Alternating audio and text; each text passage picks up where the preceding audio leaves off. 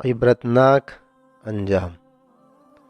اللہ کے رسول علیہ الصلاۃ والسلام کی گستاخی کرنا، قرآن کریم کے آیات کو اپنے فائدے کے لیے اس میں تعویلیں کرنا انسان کو عبرتناک انجام سے دوچار کر دیتی ہے۔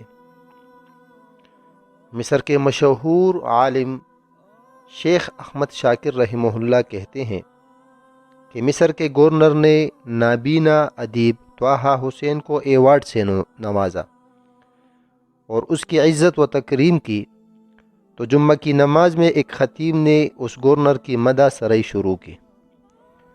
اس نے اپنے خطبے کے اندر یہ الفاظ کہے: جاءہ الاعمى طٰہٰ حسین فما عبس بوجہہ وما تولی، یعنی امیر کی خدمت میں نابینا طٰہٰ حسین آیا، لیکن امیر نہ تو ترشرو ہوا اور نہ ہی منہ موڑا۔ نماز جمعہ کے بعد فوراً شیخ احمد شاکر کے والد محترم شیخ محمد شاکر کھڑے ہوئے اور لوگوں سے کہا کہ اٹھیں اور اپنی نماز دہرائیں۔ ان کی نماز نہیں ہوئی اور اب یہ نماز دوبارہ پڑھنا واجب ہے، کیونکہ خطیب نے رسول اکرم صلی اللہ علیہ وسلم کی شان میں گستاخی کر کے کفر کا ارتکاب کیا ہے۔ چونکہ خطیب کا اشارہ اس واقعے کی طرف تھا جو مکہ میں پیش آیا تھا۔ واقعہ کچھ یوں ہے کہ ایک مرتبہ اللہ کے رسول قریش کے بڑے بڑے سرداروں کو دعوت دین پیش کر رہے تھے۔ اتنے میں نابینا صحابی عبداللہ بن ام مکتوم رضی اللہ تعالیٰ عنہ کسی مسئلہ کی دریافت کے لیے اللہ کے رسول کی خدمت میں آ پہنچے۔ انہیں دیکھ کر آپ کے چہرے پر کچھ ناگواری کے آثار ظاہر ہو گئے، کیونکہ آپ قریش مکہ کے سرداروں کو اسلام کی دعوت دے رہے تھے۔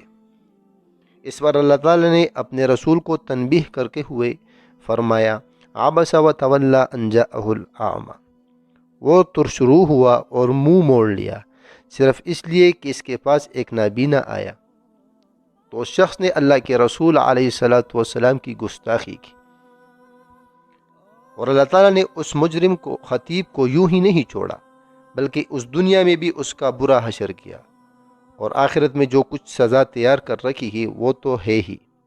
اللہ کی قسم، شیخ احمد شاکر رحمہ اللہ کہتے ہیں، میں نے خود اپنی آنکھوں سے دیکھا کہ وہی خطیب جو چند سال پہلے عزت و شان کا مالک، اپنے تئیں بڑی پن کا اظہار کرنے والا اور بڑے بڑے لوگوں کو بھی خاطر میں نہ لانے والا تھا، اب وہ انتہائی ذلت و رسوائی کے ساتھ ایک حقیر نوکر بن کر قاہرہ کی ایک مسجد کے دروازے پر نمازیوں کے جوتوں کی حفاظت کر رہا تھا۔ ذلت و رسوائی اس کے چہرے سے ٹپک رہی تھی۔ مجھے خود شرم آ رہی تھی کہ کہیں وہ مجھے دیکھ نہ لے، کیونکہ میں اس کو جانتا تھا اور وہ بھی مجھ سے واقف تھا۔ یہ منظر عجیب درس عبرت و موعظت تھا۔